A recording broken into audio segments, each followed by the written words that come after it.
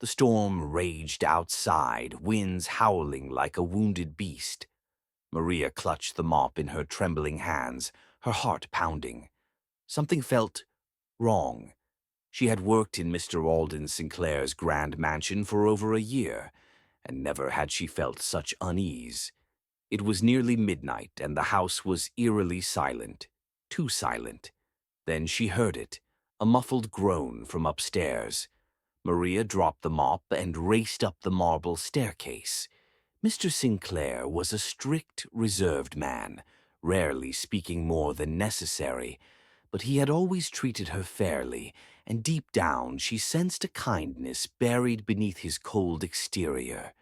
Bursting into his room, she found him collapsed on the floor, clutching his chest, his face contorted in pain. "Mr. Sinclair," she gasped, dropping to her knees beside him. His lips moved, but no words came out. Maria had no medical training, but she had common sense. She grabbed his phone from the nightstand and dialed 911, her hands shaking. "Please hurry." "He's having a heart attack." The minutes crawled by like hours. She held his hand, whispering reassurances, urging him to hold on. The paramedics arrived just in time, rushing him to the hospital. Maria, still in her faded uniform, followed anxiously, unable to leave him alone. Sitting outside the emergency room, Maria twisted her fingers together, praying under her breath. Time stretched endlessly, and every passing second filled her with dread. Finally, a doctor stepped out. "Are you family?" he asked. Maria hesitated before shaking her head. "No, just someone who cares." The doctor softened. "He's stable, thanks to you. If you hadn't acted quickly, he might not have made it." Relief washed over Maria, and she let out a shaky breath.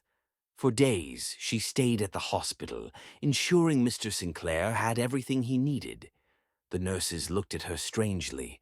Why would a maid care so much for a man who barely spoke to her? But Maria knew kindness had no boundaries. Finally, Mr. Sinclair woke, his stern face softer than Maria had ever seen. "You saved my life," he murmured. Tears pricked her eyes. "I just did what anyone would do." He chuckled weakly. "Not everyone would have cared enough to check." Maria smiled, relieved, but she didn't expect what came next. Weeks later, after his recovery, Mr. Sinclair called Maria to his study. He looked stronger, but there was something different about him, something warmer. "Maria, sit down," he said, gesturing to the chair across from him. Nervously, she obeyed.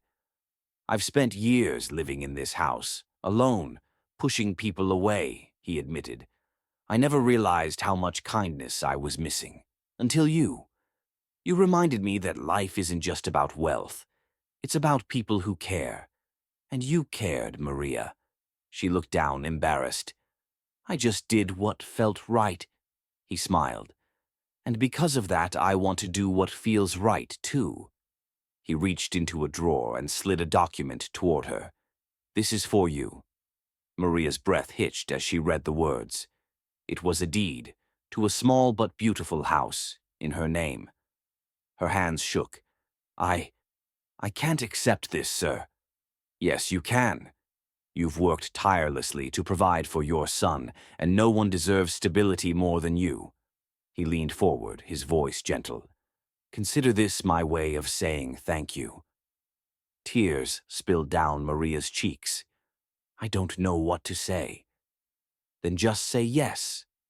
And for the first time in years, Maria felt what she had always given others: security, kindness, and a place to truly call home. Months passed, and Maria settled into her new home, still in awe of the generosity she had received. Her son, Daniel, no longer had to sleep on a worn-out couch in a tiny apartment. Instead, he had his own room, a garden to play in, and most importantly, a sense of security. One day, a knock came at her door. Maria opened it to find Mr. Sinclair standing there, a hesitant smile on his face. "May I come in?" "Of course," she said, ushering him inside. He looked around, nodding in approval. It suits you, Maria chuckled. I still can't believe it's mine. Mr. Sinclair cleared his throat.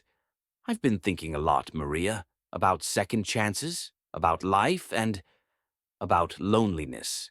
Maria frowned slightly. Are you okay, sir? He smiled. I think I will be, with good company. From that day on, Mr. Sinclair became more than just Maria's former employer.